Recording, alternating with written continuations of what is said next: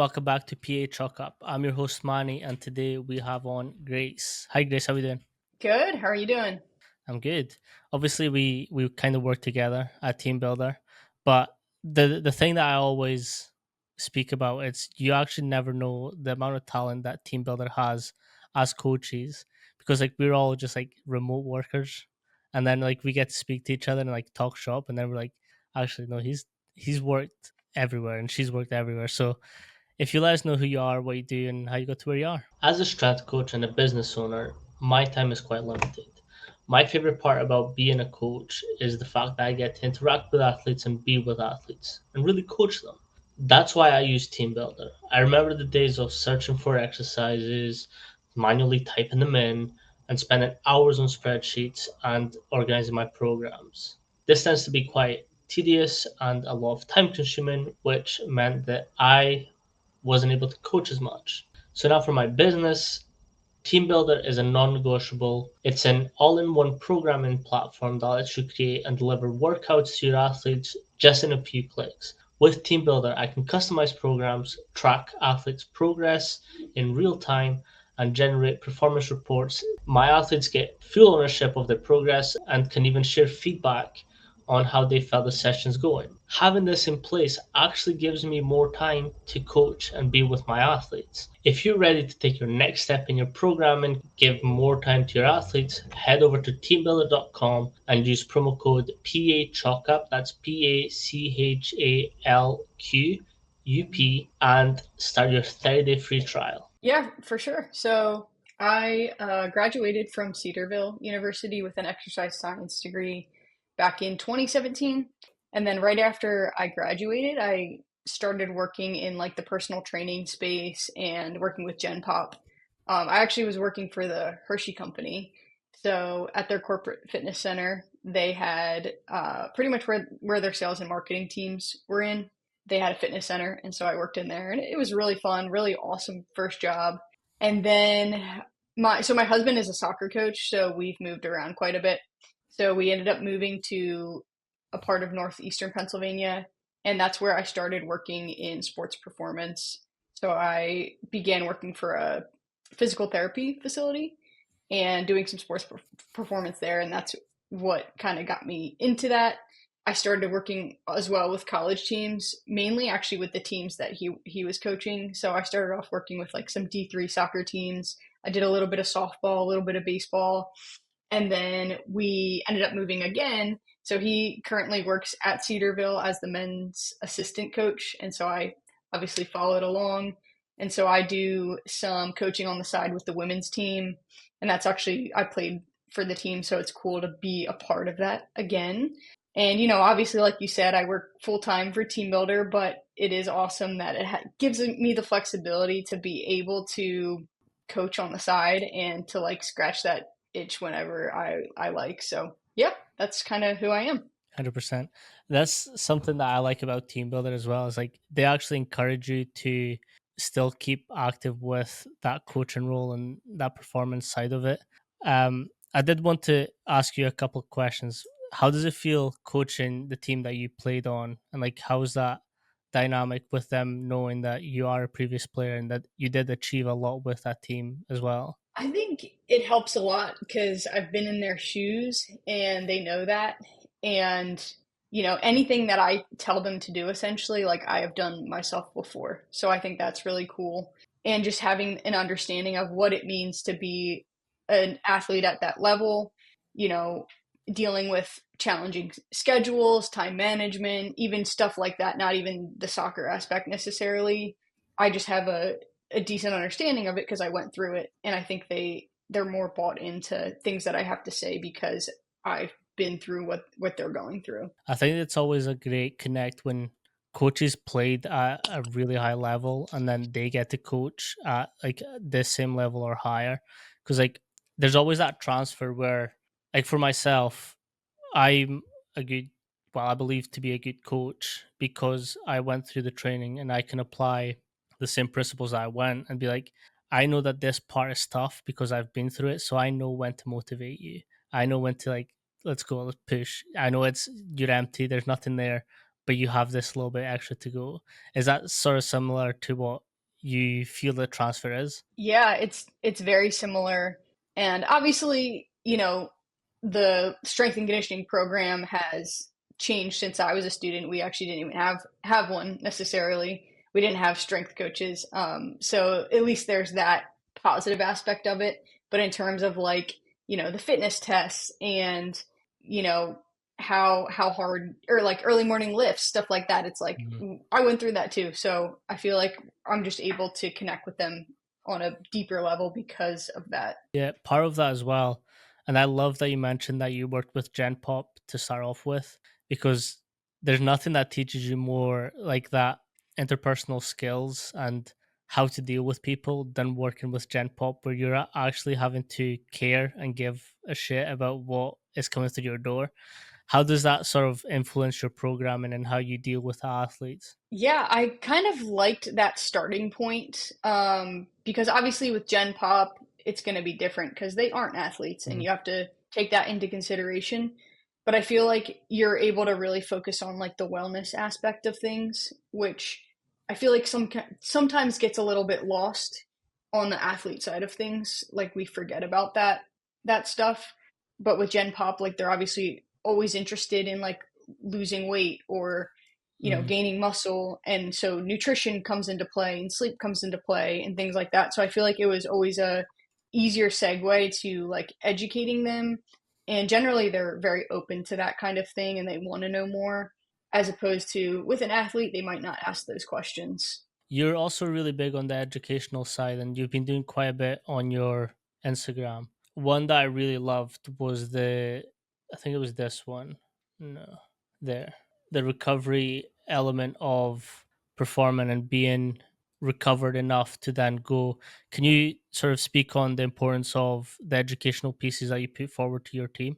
Yeah, definitely. So I find that obviously, we can tell our athletes, like, let's say they're going on summer break or winter break or something like that, like, take care of your bodies or like over the weekend, take care of your bodies. And it's like, okay, like, what does that mean? Like, obviously, yes, it's important to say that, but giving them practical tools to actually make those decisions on their own, I think is really important.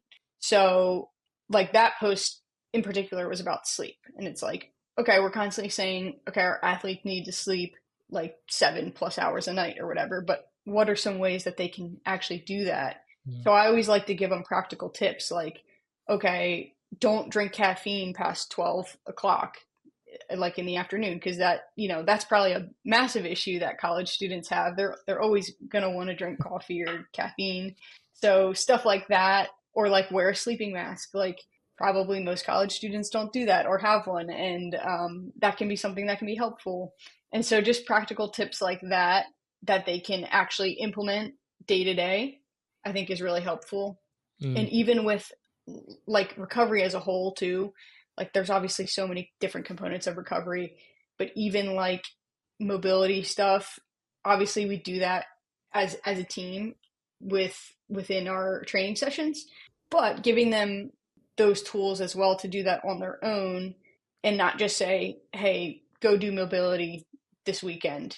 Actually like giving them the workout to go through. mm. And I know a lot of people do that now with training apps and stuff like that, but I think it's just super helpful to be more specific Yeah. and to educate them on those things so then that way when they're on their own, they can do it and be successful. Yeah, a lot of some of the coaches that I've researched into and been fortunate enough to speak with, they actually created like these info packs where it's like a 10-page, 20-page document on like nutrition. They break down the program, the warm ups, the recovery elements. So, like at these programs, they're more inclined to be like, go see the physio, where they're actually in a room where the physio is taken care of. So all they have to do is just attend and tell them, "Hey, I've got a sore hamstring," and then they treat them from there. But it's like it's breaking down that what should I be doing question that they might get in their heads, where they are wanting to do their best, they are wanting to perform,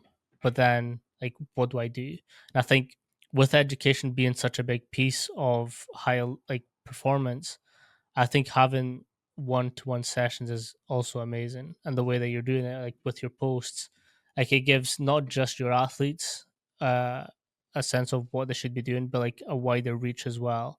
How have you found the engagement with your posts and athletes that you are coaching? I think it's been really helpful actually, and I've had more athletes message me questions about certain things because of it. And actually the other day I had an athlete message me about like what snacks can I have in my dorm room?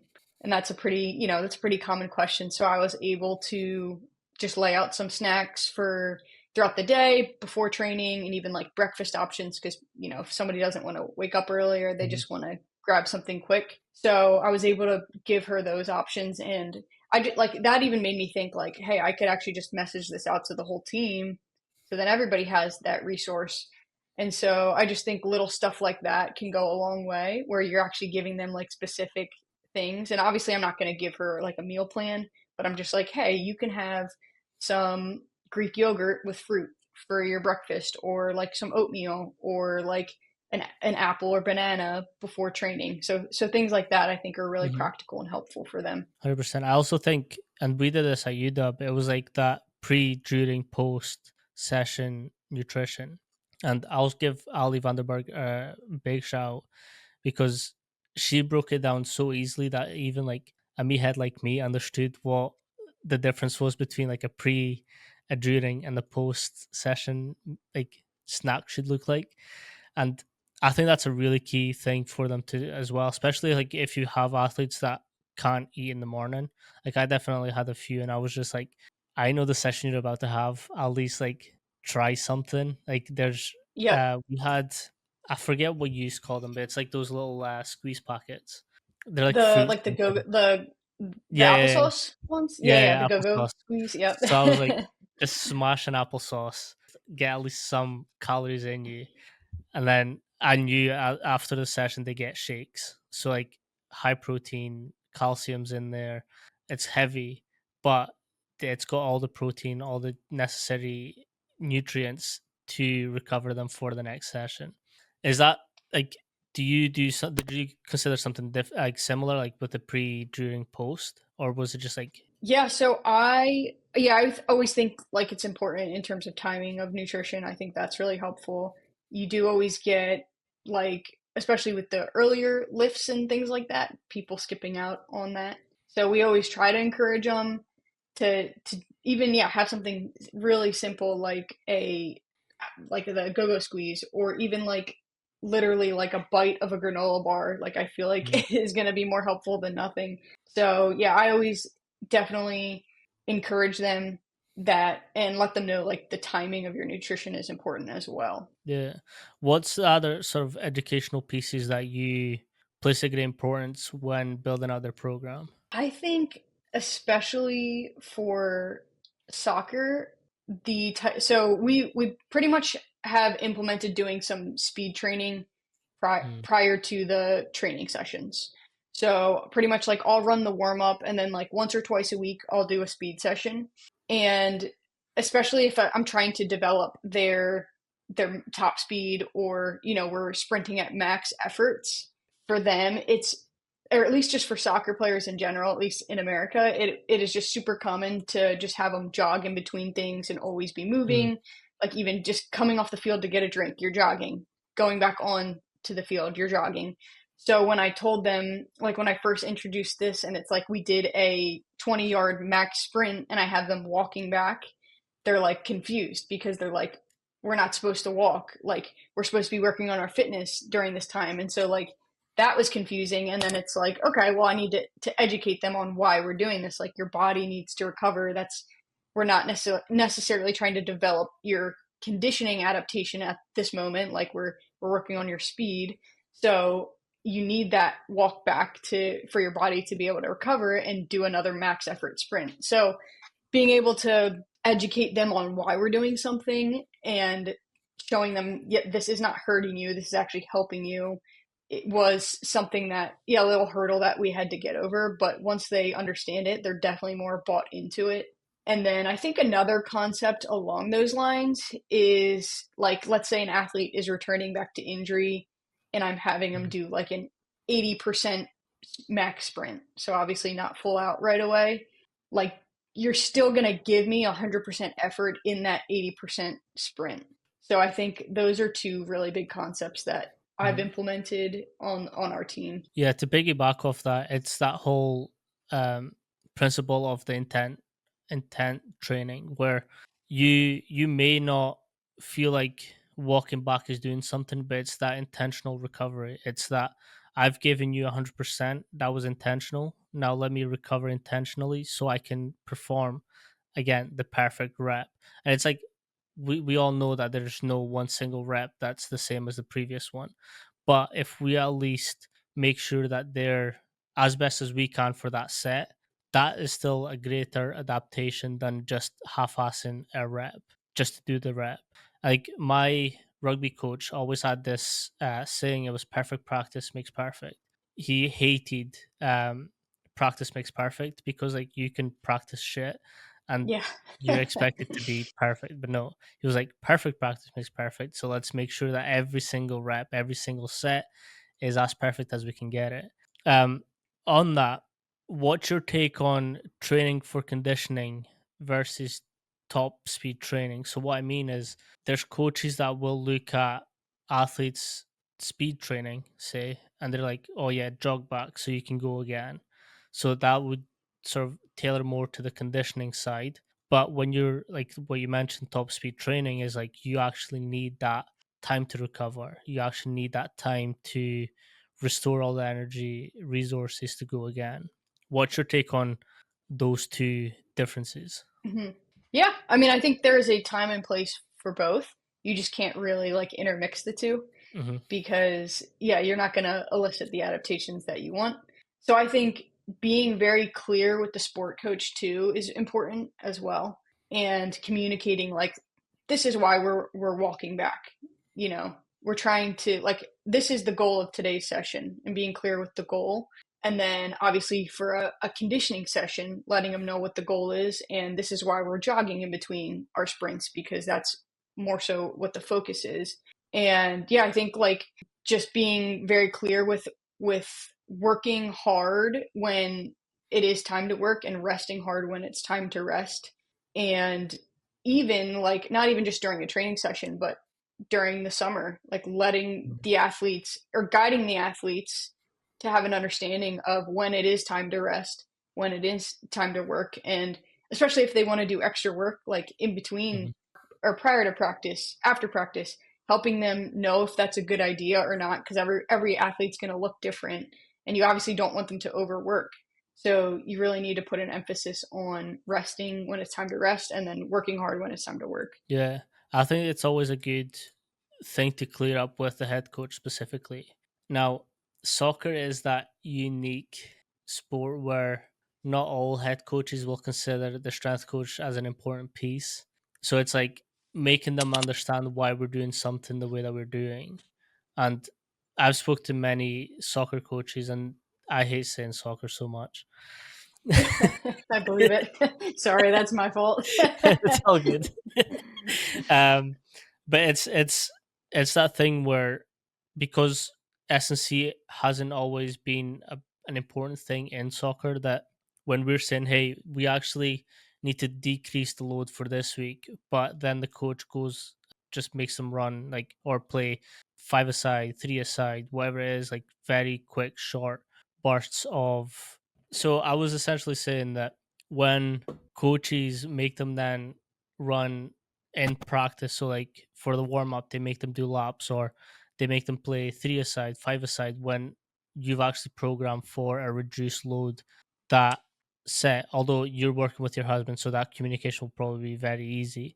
Like what would be some of your ways and to communicate with the coach that like, hey, actually they need to back off because this is what the program says and this is what we're trying to elicit later down the road. Yeah, I think especially having some type of activity tracker or GPS tracker is really helpful for that. So we use something called Beyond Pulse, which is a pretty basic activity tracker, and it gives essentially an overall workload average for the team, and then it also will give obviously individual averages for each player. So we've kind of developed a system with our head coach and assistant coach of like I'll kind of give an idea of what the workload needs to be for that day. And pretty much we've made like over time, we've made this database of activities that we've done Mm, and drills that we've done during the sessions and have pretty much attributed a workload to that activity. So then when we are planning practice, we kind of have an understanding of how much workload is going to be per activity, and then they can kind of plan out the day based on what the workload will be. So I'll kind of give them a goal, and it's obviously based on like, did we just have a game? There's a game coming up in 2 days, so like that's what the number is going to be based off of, obviously. And then they're going to be able to make decisions based on that number. hmm. What's your take on the importance of accumulative data in that sense, where you really, because you've spent so much time with them, you actually know exactly where they will be at which points? Yeah, so I think that it's really helpful for predicting things in the future, but also having an understanding of each individual athlete as well. And yeah, I mean, I think like I think getting coaches to buy into that type of thing Mhm. can be difficult, and just like I guess activity trackers in general, and have sometimes like taking an interest in that because they potentially want to just do what they think needs to be done for the training session when that's not always true because of workload. So yeah, I think like taking a look to at the whole, so like a more cumulative view of the workload is really important, especially if it's been like a really hard week or a really hard month, kind of giving them an understanding of like where that or how much load that athlete has taken on. Mhm. What's your tactics and strategies to manage the workload on soccer is predominantly year long seasons? What's the sort of load management look like for your athletes?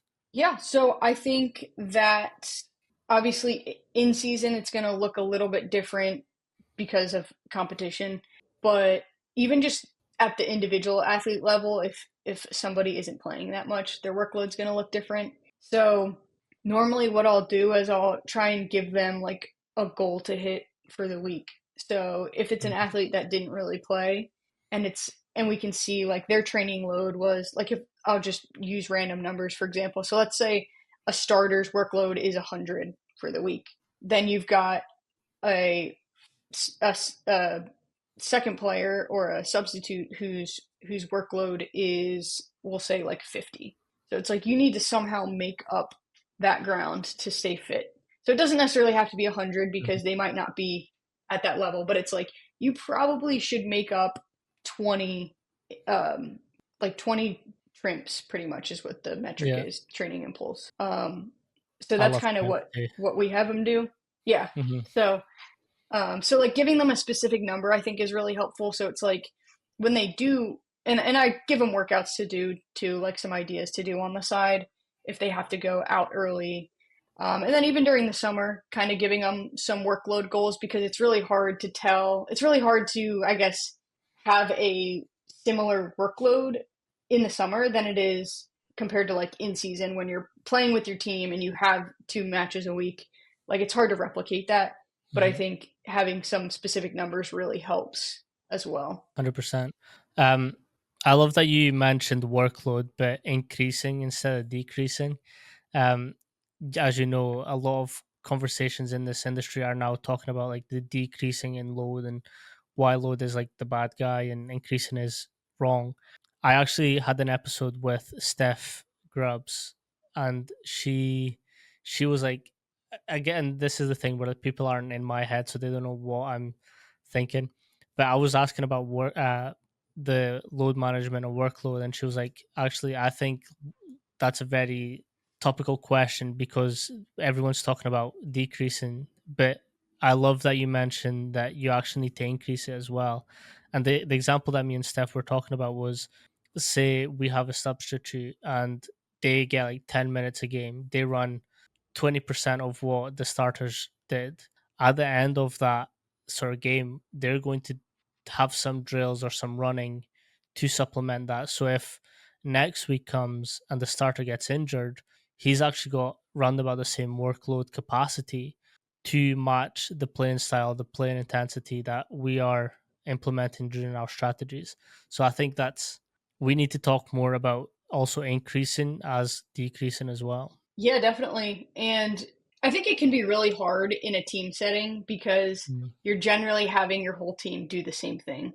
But something that we've been able to implement, especially on Fridays, because a lot of times we have a game on Thursday and a game on Saturday, is we'll take a look at the workload from the game on Thursday and we'll say, mm, all right, these players need to specifically just do a recovery session. So first at the beginning of the session, we have like everybody do the recovery, and then halfway through we split and we say these players are gonna continue to recover, and then these players are gonna play some small sided games and like get that fitness in.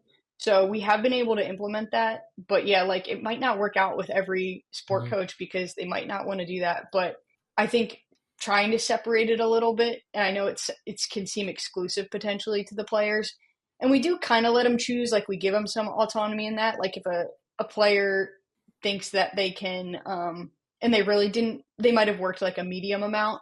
Sometimes we'll just let them go play. Or like if one of the substitutes is like really not feeling good, we'll let them recover. So there is some like autonomy in that, but I think mhm. it's good to kind of try and separate it a little bit. Yeah, when I was at college, one of my lecturers, so she plays for the Scottish Masters in hockey. She's been to the Olympics. She's a phenomenal athlete. But now she coaches the development squads for Scotland field hockey. I should have mentioned that. So what her strategy is they all have heart rate monitors, and they get to spend 7 minutes within the red zone. Anything more than that, they get subbed off and someone else goes on. So it's like because they've got rolling subs, they can do that. And I've always found that very interesting because it's a different way of looking at load management and recovery zones. And again, the more time you spend bouncing between both, the quicker your recovery is. So the more time they can like roll these subs out, which I found that very fascinating. I was Yeah, geeking out. that is really interesting. Um, and again, not all teams can afford heart rate monitors, so it can be, and not all sports are able to have heart rate monitors on. But it's a good way to at least see how different coaches are management like and managing their sort of athletes' loads during the games. Yeah, that's awesome. The activity tracker that we use does have heart rate monitor, but it is retroactive, so it's not live data. Mm, So you have to go back and look at it, which it can still be useful. Like if you think that a player is potentially not working as hard as they should be, then you can kind of use that mhm. and just say like, why is your heart rate so low? And it does get smarter in that it knows that athlete's heart rate, so it gives you an idea of like how often they're spending above like 80% of their max heart rate. So I think that it can be useful, like even Mhm. though it's not live data, it's still helpful for us. Yeah. What's the variation in sort of their like when we're now talking about like the menstrual cycle? How is that variation between like their normal weeks and when they're actually menstruation? Do you see a clear difference between heart rates and sort of metrics that go into it? Yeah, so I actually haven't seen, so we haven't done a ton of like tracking with in terms of menstrual cycle. It's something that I'm looking into right now, so I actually don't have an answer for you there.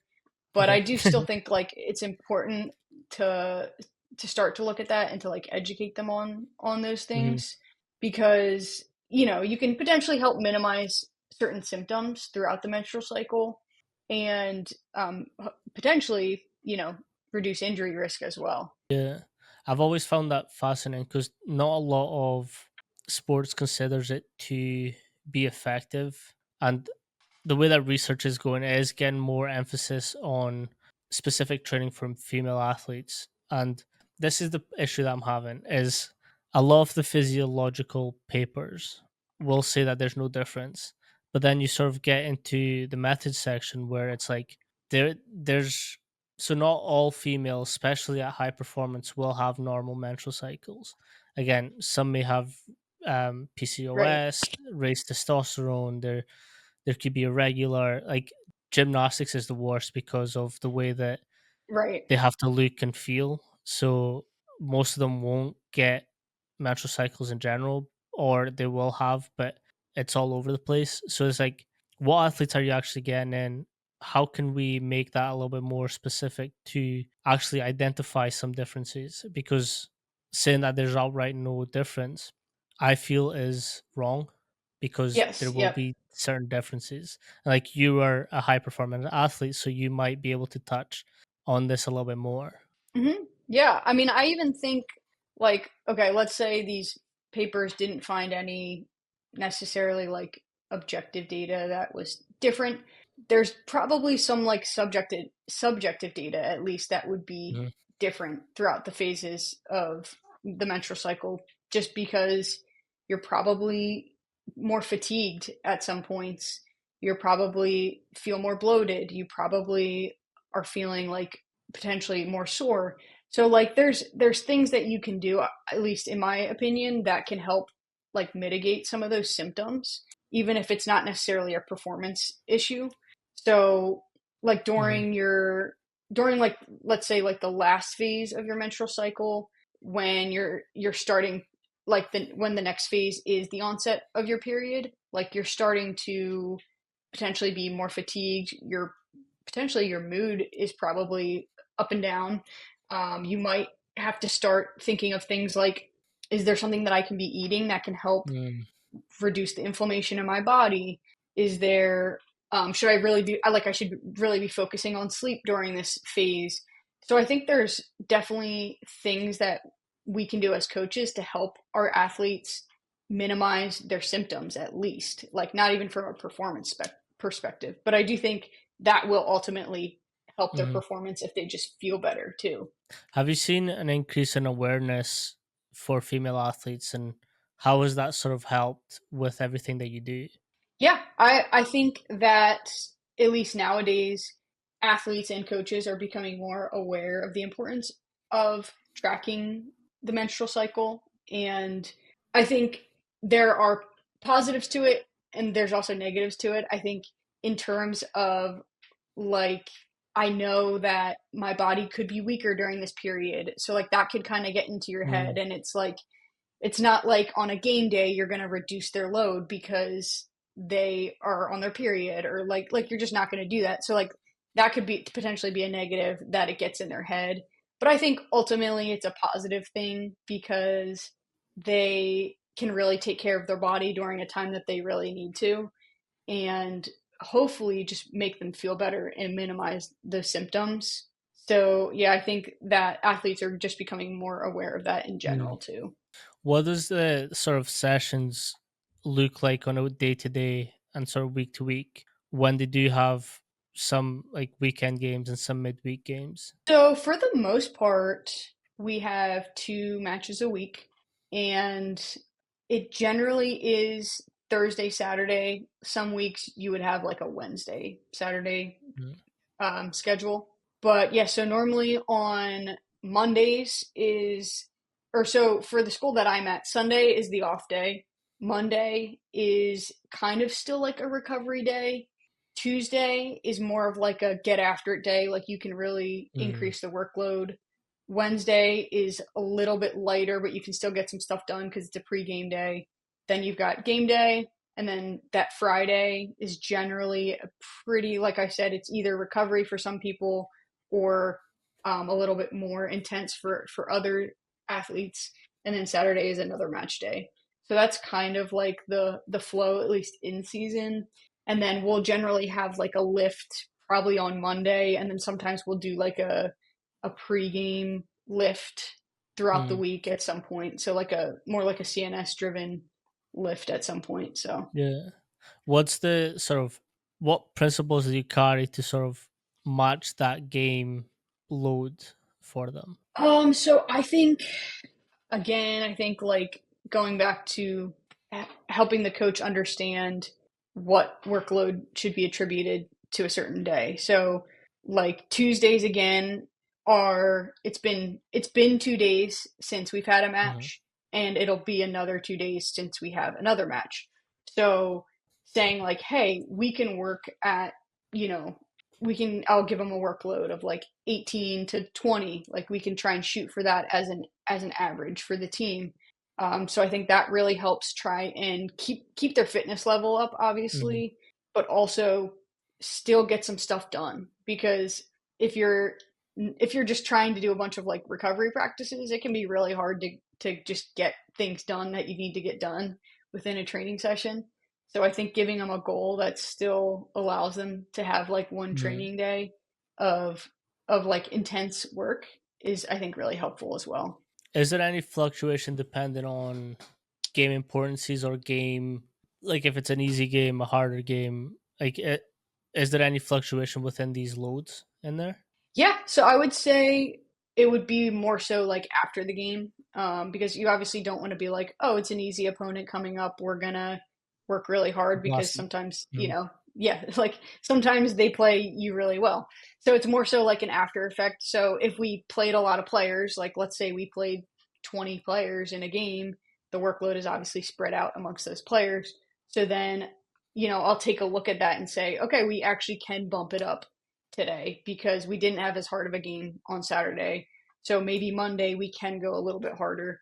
So yeah, that definitely comes into play for sure. How is the how is that sort of then split into what is actually done? Is it like more running, more gym work? Like how does it look like? So we actually pretty rarely just do straight up running in season.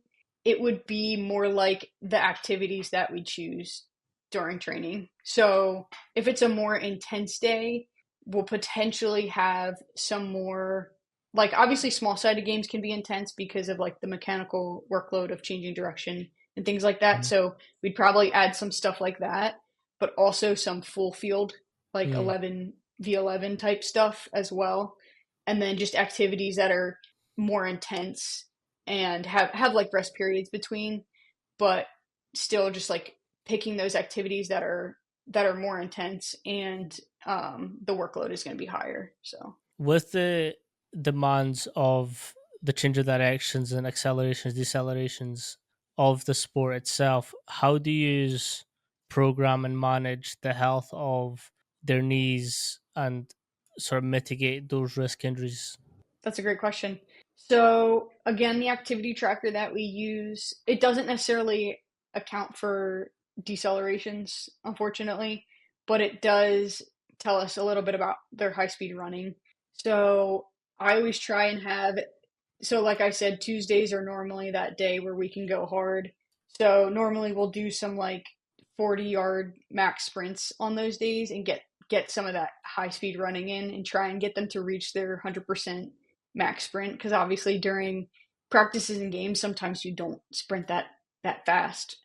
So trying to elicit that adaptation and like actually get their top speed higher is one thing that we try and do throughout the week, and obviously that's just going to help with like hamstring injuries and things like that, Mm. like getting them exposed to that type of running I think is important. So yeah, just having an understanding of like what the workload will look like for the week is really helpful when planning on a specific day. Like we can add Mhm. some more high speed running in on this day. Yeah. How does that then look like for the mitigation work in the gym? Yep. So great question. So I think like if it's a, like let's say that their workload wasn't as high in a game on a Saturday, then on Monday when we have our lift, they can potentially do some more like, because sometimes we'll do some deceleration stuff in the weight room as well. So adding a little bit more of that type of stress throughout the week because the workload wasn't necessarily as Mhm. high, and then obviously adding in some like isometric exercises as well, and yeah, and just things like that. Yeah, I've always loved the. Again, I'm a big posterior chain guy, so I love blasting posterior chain. But the health benefits from doing some of that and the mitigation aspect of ACL injuries is actually phenomenal. Especially when, again, I always feel like I'm sexist when I say this, but genuinely, females do have smaller tendons than men, so Hmm. it is a greater importance that needs to be placed on that. How much of the posterior chain do you put an emphasis on within the program? Yeah, definitely a lot. I think like during season we'll kind of limit some of the Hmm. eccentrics, but still you're still going to be working the posterior chain. It's more like that So, maintenance aspect of it. yep, Yeah. exactly. So like that's super important. Obviously doing like, RDLs, single leg RDLs, and even just like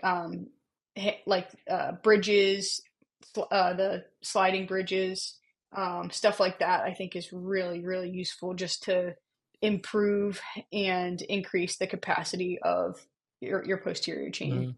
Mhm. I like to think of the hamstring as having like two work points. So like you've got your hip dominance side, and then you've got your like knee dominance side. So I like to call it like the two insertions as opposed to like insertion and origin. You have two elements that you can work on. Um, Again, I was taught this by Coach AJ, so I have to give full credit to him. But it's like the importance that you should place on the full range of movement and getting them strong from point A to point B. So essentially, every muscle will have that same concentric and eccentric, but you need to make it stronger throughout. In terms of your program, what are some other considerations that you place a great emphasis on when it comes to helping them keep up with the load and the performance? Yeah, I mean, one thing in general that we consider is also what like the sport coach wants. Hmm. Sometimes it can be hard to again get them to buy in to lifts because it makes their athletes sore or potentially makes their athletes sore. So when they hear like, "Oh, I'm really sore today," and like then maybe that athlete doesn't play as well in training or something like that, or we had a really tough lift on Monday and we lose our game on Thursday, like they're just going to straight up attribute that to the Hmm. lift. And so I think working with them on having an understanding first of all of why it's important, and then basically like explaining like there's so many other factors involved with performance, Hmm. and that they need to be doing this stuff for the athlete's health and just their overall athletic performance, I think. So that's kind of one consideration that is more so from the coaching side Hmm. that I normally talk about with the coaches, and that it can sometimes be a little sticking point as well. Yeah. How have you found the best way to get that coach buy-in as an S&C coach in a soccer sort of industry? Yeah, I think like just explaining the benefits of the lifts, and then also kind of like breaking down like if they really care about what we're doing specifically, like breaking down why we're doing each exercise.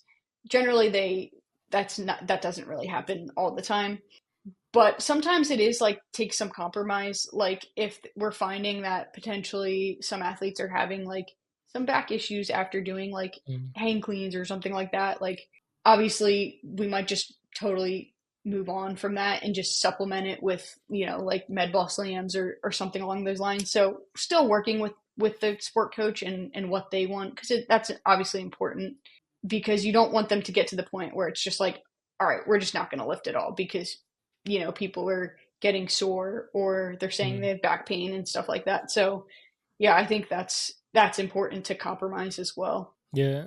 What's a hill that you would die on in this industry? Oh, that's a really good question.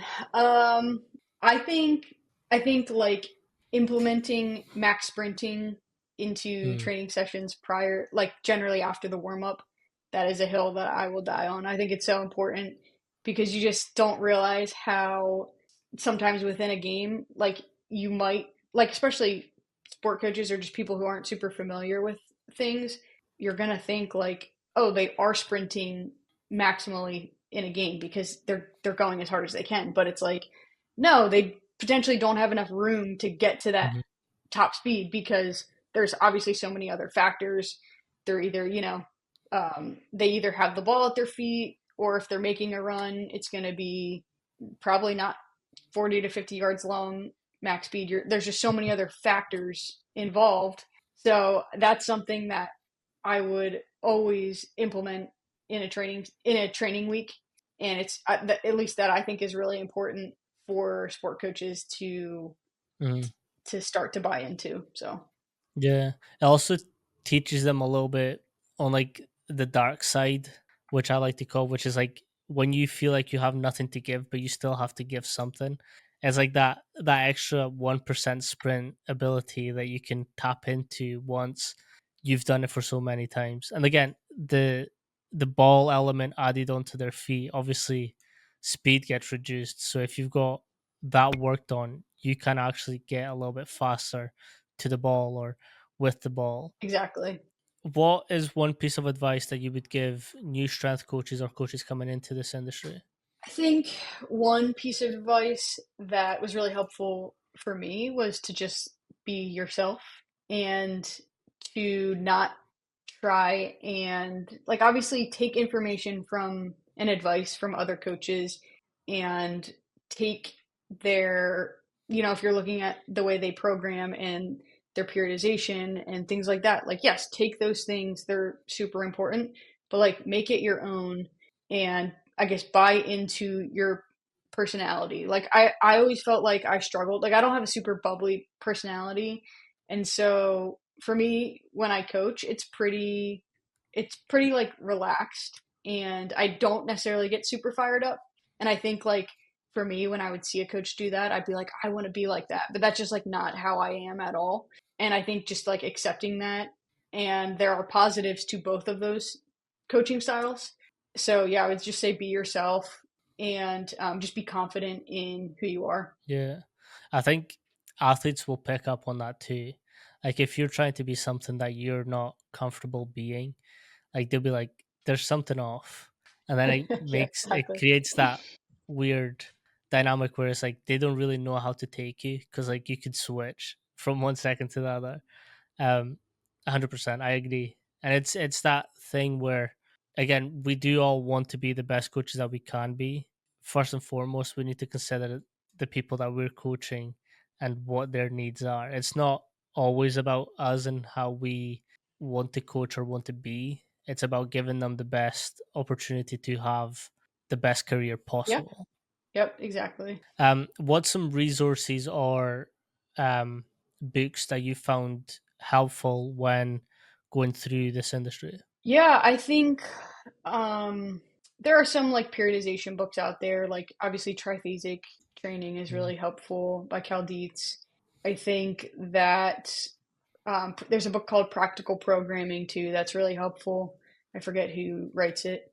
And then also when I started working into baseball, Movement Over Maxes is really good, which you can take a lot from that and apply it to all sports. Um, yeah, so those are three really good books. And then in terms of like blog articles, obviously Team Builder's got some really good blogs. A little yep. shameless plug there. So yeah, I think that's really really awesome. Obviously, this podcast, and then also Thank you. Pacey Performance Podcast is really good as well. That's a pretty high level podcast too. So Mhm. those are probably my top The resources. the amount of high level coaches that Pacey gets on is phenomenal. Again, he's been doing this Yeah, for so long as well, so it's always great. And like I've because of Team Builder, I've had the fortunate opportunity to speak with him like one to one basis, and it's like he's so nice too, which is like you're doing great and you're nice. exactly. It's an incredible combination. If you let everyone know where they can find you and how to get some of the coaching element educational pieces that you talk about. Yeah. So my Instagram is coach.grace27. So feel free to look that up. That's my main source of social media. So that's pretty much all there is for me. And then I've written a few Team Builder blogs, so you can look that up as well. So Perfect. We really appreciate you for coming on, Grace. yeah, thanks for having me. This was awesome. Perfect. Peace.